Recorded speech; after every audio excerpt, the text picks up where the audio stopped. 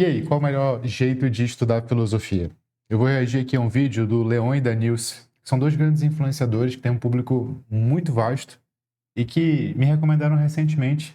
Fizeram uma série de vídeos, na verdade cortes de lives, sobre filosofia. E aqui eu vou fazer um react a eles falando sobre filosofia. Será que eles falam com alguma propriedade? Será que o que eles falam tem algum sentido? Vamos analisar hoje. Meu nome é Vitor Lima, eu sou seu professor de filosofia de hoje e de sempre. Isto aqui não é filosofia.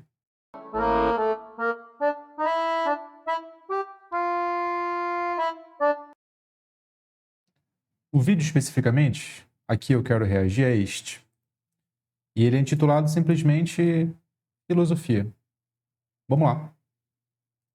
De cursar a Universidade de Filosofia no momento. É o Pedro Borges Amaral. Não tem jeito certo. Ih, peraí, não pegou a pergunta não. Leon, qual o melhor jeito de estudar filosofia? Não tenho condições de cursar a Universidade de Filosofia no momento. É o Pedro Borges Amaral. Não tem jeito certo, tá? Todo mundo que eu conheço que chegou em filosofia fora do curso de filosofia na universidade, chegou em filosofia de um jeito diferente. Peraí. Não tem jeito certo de iniciar filosofia.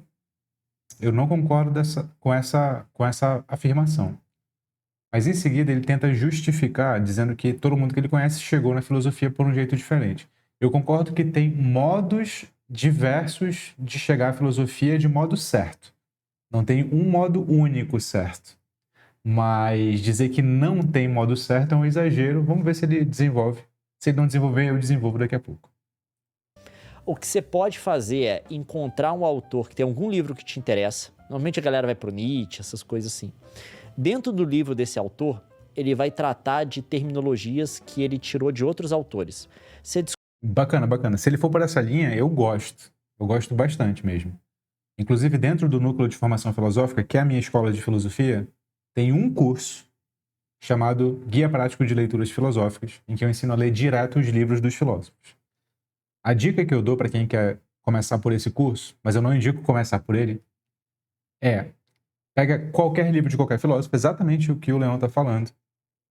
A partir desse livro, desse filósofo, você, é claro, não vai entender a maior parte das coisas. Só que você vai saber o que você precisa estudar para entender. Isso já é um ganho tremendo. Beleza, entendi. Concordo até aqui. Você descobre isso normalmente, se já não tiver explícito no livro do filósofo que você está lendo, você descobre isso lendo um comentador, que é basicamente um pesquisador, um professor. Não, sempre estará explícito no livro que o filósofo veicula. Por que eu digo sempre? Porque quando você lê um conceito e você não entender, você reconhece, portanto, que você precisa ir atrás desse conceito. Eu sempre recomendo, inclusive, que você não vá primeiro para o comentador caso você escolha esse caminho aqui. Ou seja, eu quero ler um filósofo. Se eu quero ler um filósofo, pega o livro do filósofo. Na sua dificuldade do livro, você parte para o comentador. Percebe? E existem vários tipos de comentadores. Existem comentadores específicos da obra que você está lendo. Existem comentadores específicos do filósofo que você está lendo, sem abordar uma obra específica desse filósofo. Existem comentadores sobre o período histórico em que esse filósofo está vivendo. A depender do filósofo, existem comentadores da corrente filosófica a que ele pertence. Então, a depender do nível de dificuldade que você encontra no livro, você não vai comprar qualquer comentador. Você vai comprar um comentador específico, percebe? Bom. Um professor universitário que vai escrever um livro falando do livro daquele filósofo, explicando determinados conceitos, explicando conceitos históricos que podem não ser tão claros para a gente, porque muito da filosofia que a gente lê hoje foi escrita séculos atrás, onde o contexto histórico era totalmente diferente. Você pode pegar um livro desse e ele vai te colocar esses termos, né? O que se usa normalmente é com quem o filósofo dialoga, ou seja, com quais outros filósofos, terminologias, conceitos de outros filósofos, ele está interagindo. Essa é uma das chaves de compreensão da filosofia. Um filósofo sempre responde a um problema. O que é um problema? É uma questão que ele visa a solucionar. Geralmente, esse problema é um filósofo que veio antes, ou um conjunto de filósofos que veio antes, mas não necessariamente. Esse problema simplesmente pode ser uma questão, tipo, Deus existe? Tipo, de que partes mais fundamentais é constituída a realidade? Tipo, como é que eu sei que eu conheço a realidade? Tipo, como eu devo me comportar perante os meus pares? Tipo, qual o sentido da vida? São as 4 grandes questões da filosofia, segundo eu classifico: metafísica, epistemologia, ética e existência. Para responder essa pergunta, o filósofo faz um apanhado de possíveis respostas que essa pergunta já teve. Quando ele faz esse apanhado, ele responde aos autores dessas respostas e aí é o diálogo acontecendo. Algumas vezes, o filósofo responde não a um problema desse abstrato, mas responde a um erro de um filósofo específico. Por exemplo, o Nietzsche, lá no Crepúsculo dos Ídolos, coloca no Sócrates um problema, na figura do Sócrates, e responde a ele. Acontece isso de vez em quando. Mas geralmente não é assim. Geralmente é um problema abstrato. E saber qual é o problema que o filósofo responde é saber boa parte do caminho para entender ele. Para falar a própria coisa que ele quer falar. Eu te aconselho a fazer isso. Pega uma coisa que te interessa, tá? Aí depois você tenta destrinchar de onde tá vindo as ideias desse autor e você corre atrás desses outros autores que inspiraram ele ou com quem ele tá discordando ou concordando, com quem ele tá dialogando. A cara desse japonesinho aqui atrás é muito massa, né? Ele fica olhando. Entendi. E aí você vai desenvolvendo a partir daí. Que foi mais ou menos o que eu fiz. Eu comecei com o Foucault. Eu fui ler um livro do Foucault. Começou com o Foucault. Se eu não me engano é porque a formação dele é em história. E o Foucault é muito estudado em história. É um livro tinha uma coletânea de obras dele, né? Eu comecei primeiro na História da Loucura. Depois eu fui ler o Arqueologia do Saber. Não é Arqueologia do Saber, é o Palavra e as Coisas. E aí eu não entendi nada do Palavra e as Coisas. Eu falei, filosofia não deve ser pra mim, porque isso aqui é impossível. De fato, o Foucault é de uma era de filósofos, assim, que acho que escrevia de forma muito obscura pra parecer inteligente. Um negócio meio babaca mesmo, mas muita gente fez isso. Dele. Não, mas o Foucault até menos, mas se você pegar outros contemporâneos, outros autores da mesma época. Isso acontece em filosofia? Acontece em filosofia. Não é regra, não, mas acontece. Pelo menos do século XX para cá, acontecia muito. Confundir dificuldade da escrita com erudição, sofisticação e algo do tipo. O Schopenhauer já acusava o Hegel de ser um charlatão desse tipo. Você sabia disso? É uma curiosidade aí da história da filosofia. Mesma época dele, do mesmo movimento dele, você pega aí Derrida, Deleuze, os caras escreveram de forma obscura para parecer esperto e para parecer que o que eles estavam escrevendo era profundo, quando na verdade um monte de coisa ali era banalidade. Esse que é verdade, tá? Isso deu uma reputação ruim. Polêmico. E aí, tem algum estruturalista aí assistindo esse vídeo? Para filosofia, porque muita gente chega na filosofia por meio desses autores e acha que é incompreensível. O que não é verdade. Na verdade, a filosofia começa a se tornar incompreensível, começando em Kant, não porque Kant queria que fosse. Falso. A filosofia, como toda área de especialidade do saber, assim, ela tem um vocabulário técnico, mas não porque as pessoas são babacas, não porque as pessoas são elitistas, não é por isso. Toda a área do saber, à medida que vai se especializando, precisa de um vocabulário técnico, porque um propósito é sempre buscado quando você vai se especializando. Precisão. Você precisa de precisão. Precisão uma palavra significa o mínimo de coisa possível. Quando uma palavra significa muitas coisas, ela é imprecisa. E se uma palavra é imprecisa, ela serve pouco para explicar um determinado fenômeno. Eu preciso, portanto, de uma palavra precisa. Como, na nossa vida cotidiana, as palavras geralmente são muito imprecisas, porque a gente vai pegando significados pelo contexto, a gente não dá bola para isso.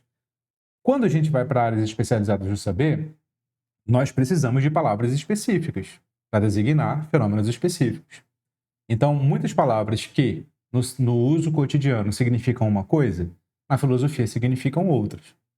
E, na filosofia, muitas palavras são inventadas para designar coisas que ainda não são designadas no vocabulário cotidiano.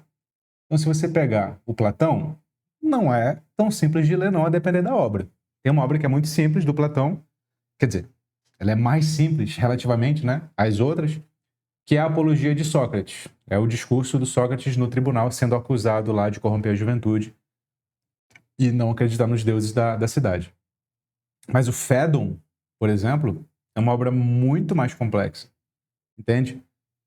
Então, a filosofia não começou a ficar complicada com Kant, não. Se você pegar, sei lá, as obras medievais, elas têm o seu vocabulário complexo. Se você pegar Plotino, que não é propriamente um medieval, mas é um filósofo antigo tardio, a obra dele também é complexa, porque ali já tem um vocabulário específico. Os medievais já vão complexificando, porque os medievais escolásticos, são eles que inauguram a filosofia universitária técnica. Então, ele já tem um vocabulário próprio, que é mais confuso para quem não é da área. Então, não, a filosofia não fica complexa a partir de Kant, não. Isso é uma imprecisão. Mas porque ele escrevia muito mal, e ele escrevia muito mal em parte porque ele foi o primeiro autor grande a escrever em alemão. E também porque Não foi, não. Foi o Wolff, na verdade, o professor dele. E ele não escreve tão mal assim, não. É um mito, na verdade, de quem só acessa o Kant pela crítica da razão pura. O Kant tem textos claríssimos, belíssimos. Talvez o texto mais citado, embora as pessoas possam não saber vem desse texto, é resposta à pergunta o que é o iluminismo, né? Que tem lá a famosa expressão sapere aude, ousa saber. As pessoas utilizam muito isso como sendo o lema da própria filosofia. É um texto claríssimo, né? De uma claridade, assim, ímpar. Então, Kant não escrevia mal, não. Isso é outro preconceito de quem... Ih, Leon, será que eu falo isso de você? Mas eu desconfio que você não leu Kant, que você está tratando de um preconceito sobre ele, hein? Não sei. Mas parece. não tinha uma regra de como escrever filosofia em alemão. Basicamente, o cara estava inventando enquanto ele estava fazendo. E tem uma outra que eu já ouvi também, de gente que é especialista nele, que fala que ele escreveu tudo na pressa. Porque tudo que ele produziu dele de importante foi, tipo, no final da vida. Então, acho que ele bateu lá os 50 anos e ele falou assim, vou morrer. E aí, escreve correndo. Nossa, parece eu editando os vídeos do Cadê a Chave. Não faz o menor sentido isso. Se o cara só escreve as obras significativas depois de uma certa etapa da vida, o mais óbvio é que ele escreva melhor, porque ele tá mais maduro, e não que ele tá com pressa. Mas não sei de onde ele tirou isso também. Exato. Aí depois, teve o primeiro que escreveu complicado de propósito, acho que na minha avaliação, que foi o Hegel, que o Hegel quis complicar de fato, sem precisar. E depois disso, vários autores começaram a escrever complicado. É engraçado que eu disse pra vocês que o Schopenhauer é acusar por Hegel disso, né? De ser um charlatão por causa disso. Não sei se eu concordo que ele escrevia complicado sem precisar, mas eu concordo que ele escrevia complicado mais do que a média. Sem dúvida, sem dúvida.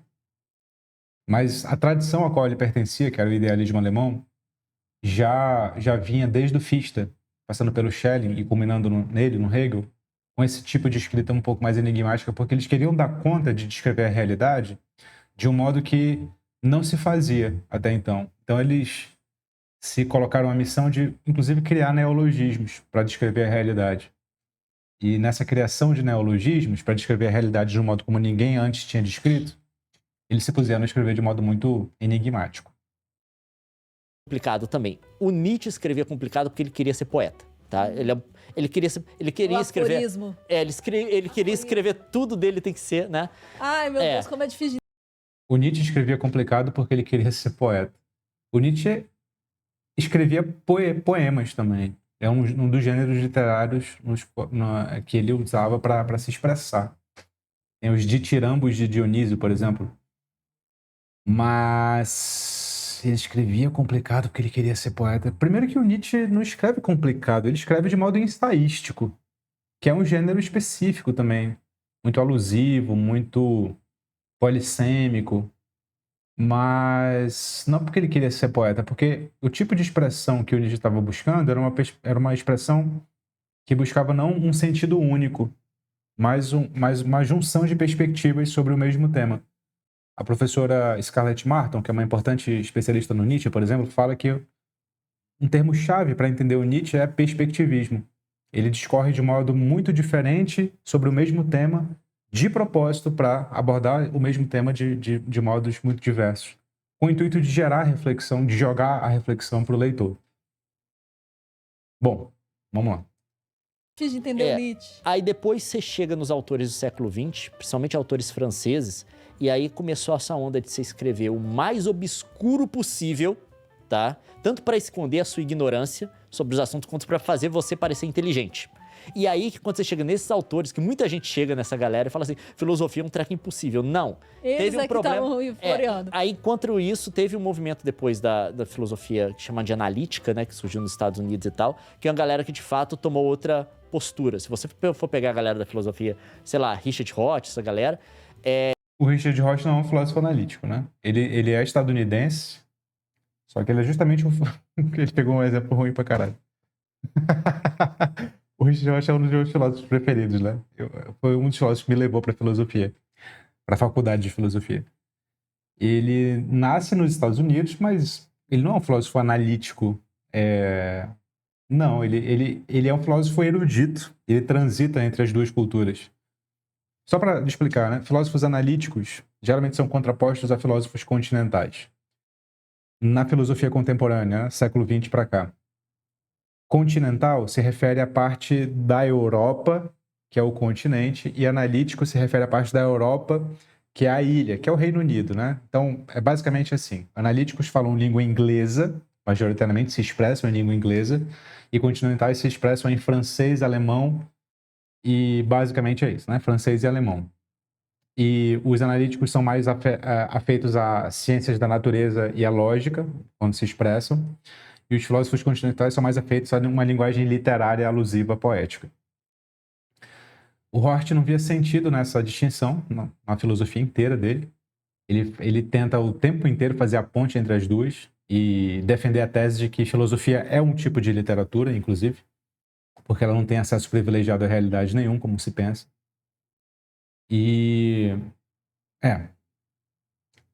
Mas se você lê textos de filósofos analíticos, tipo do Quine, do Wilfred Sellars, são dois filósofos muito afeitos ao Hort, por exemplo, ao Donald Davidson, não sei se eles são tão claros quanto o Leon quer dizer que eles são, não, tá?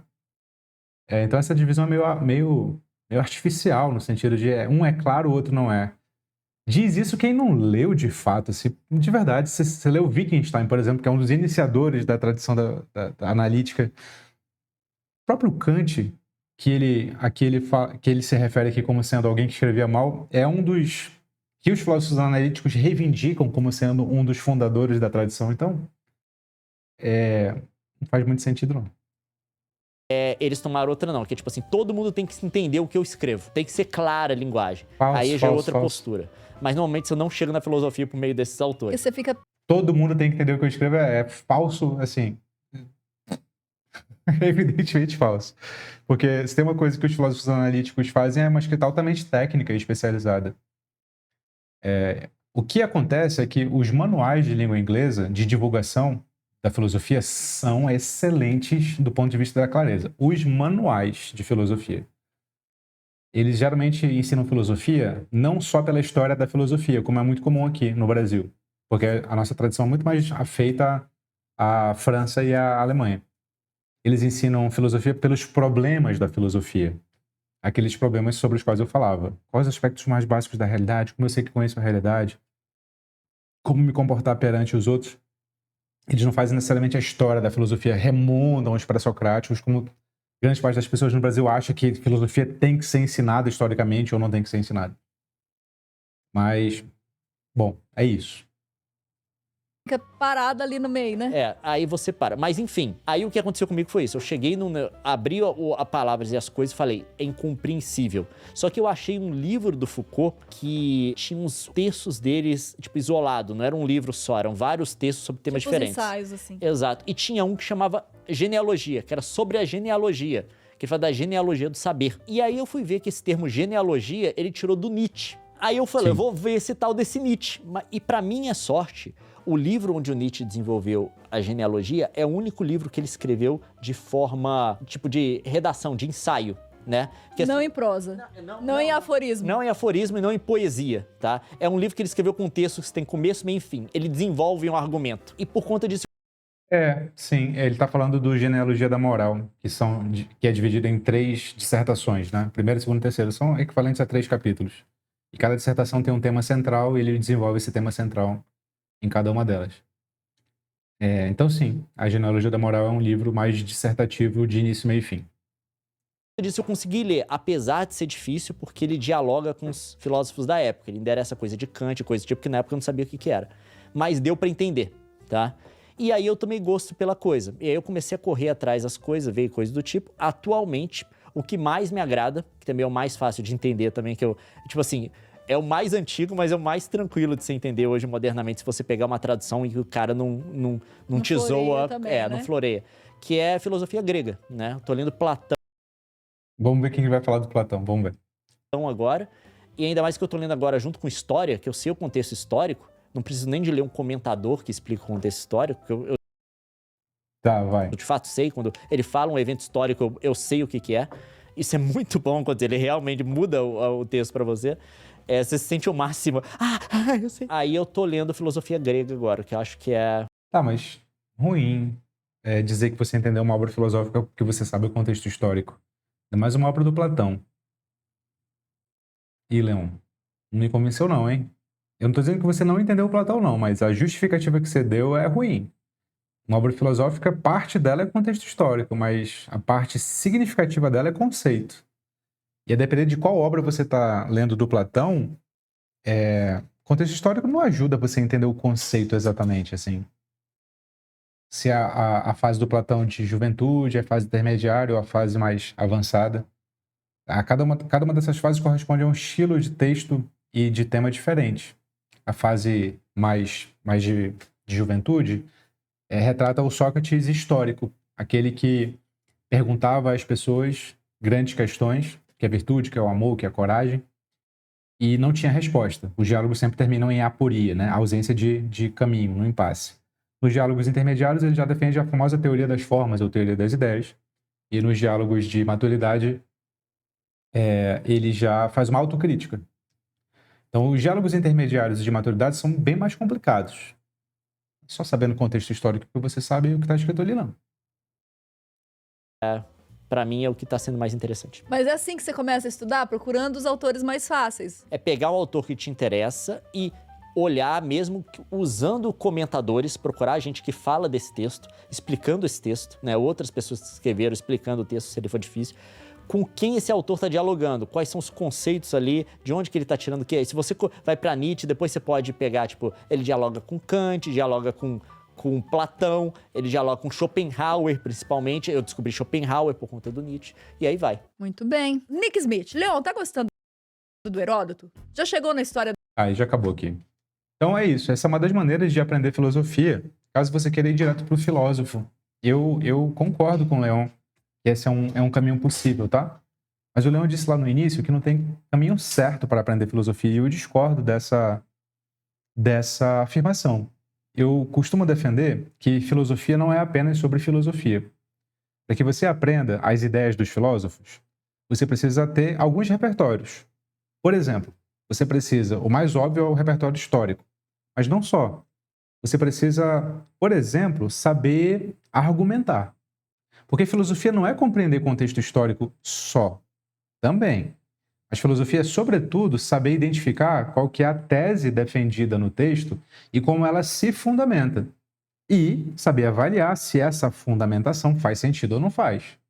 O professor Desidério Murcho, professor português que dá aula lá na Universidade Federal de Ouro Preto, diz assim: filosofia não é saber o que é justiça em Platão. Filosofia é saber se o que Platão fala sobre a justiça faz sentido ou não faz. Percebe? Ou seja, constatar o que é a justiça no Platão é uma questão de interpretação textual, uma interpretação bastante complexa, concordo com você, mas é uma interpretação textual. Identificar o que Platão dizia. Filosofia começa quando você dialoga com Platão.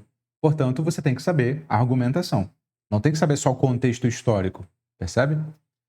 Então, a maneira certa é adquirir repertórios de argumentação, adquirir repertórios de técnicas de estudos. As pessoas ignoram técnicas de estudo, saber fazer uma ficha, saber fazer anotação, saber ler um livro. Você começa o livro pela primeira página? Não, você começa o livro por onde? Entende? Um livro que você começa pela página 1 do capítulo 1 está errado. Você não examinou tantas outras coisas que você deveria ter examinado para começar a ler um livro. Você precisa de repertório de argumentação, de técnicas de estudo. Você precisa também de um repertório, eu diria, de literatura. Você precisa saber ler livros complexos, textos complexos, você precisa ter referências para entender os exemplos dos filósofos, entende? Então olha quanto repertório você precisa para entender filosofia. Tem gente que já nasce em berço de ouro, numa família que tem uma biblioteca imensa, que lê clássicos desde criança e que meio que vai por esse caminho de modo natural. Tem gente assim? Tem. Já tive professores assim, obviamente. Eu não fui essa pessoa, eu tive que adquirir repertório ao longo da vida. Por mais que meus pais gostassem de ler, eles de longe não eram os leitores e tal. É por isso que na minha escola de filosofia tem uma trilha de filosofia, que tem história da filosofia, introdução à filosofia, problemas da filosofia, cursos específicos de filosofia da mente, marxismos, filosofia contemporânea, mas tem trilha de como você argumenta, como você adquire repertório literário, como você aprende a estudar. Também tem tudo isso. Então tem modo certo. Não tem só um modo certo. Concordo. Mas tem modo certo. O meu modo é esse. Se você quiser aprender esse modo, o link da minha escola tá aqui embaixo. Clica, conheça. Depois você me fala o que você acha. Tá bom? É isso. Por hoje é só. Se você tem alguma ideia de vídeo, coloque aqui embaixo. Não se esqueça, você é o que pensa. Fique com Sócrates.